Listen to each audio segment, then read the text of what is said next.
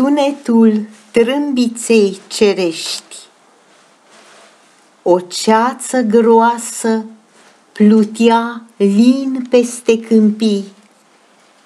Nu erau nici stele făclii din veșnicii. Muzica cetății te vrăjea prea tare. Alergați cu toții, veselie mare.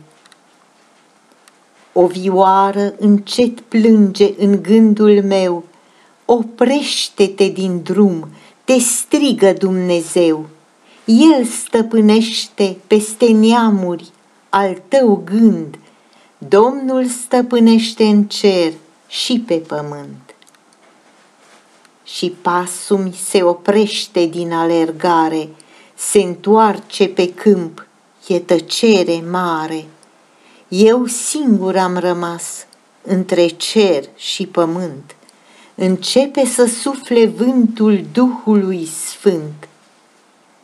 De dincolo de ceață, dincolo de nori, o trâmbiță răsună, se cântă în cor.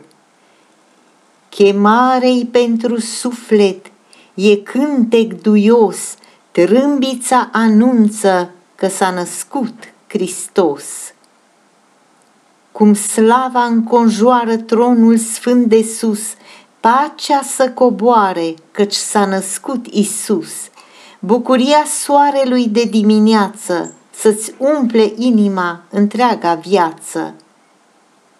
Fericit e cel ce aude al meu glas, curăță-ți inima, fii al Domnului vas.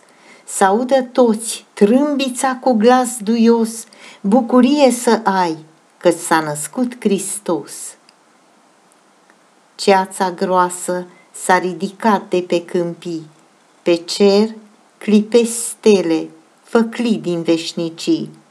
Corul cerului a coborât în vale, aleargă la iesle, bucurie mare.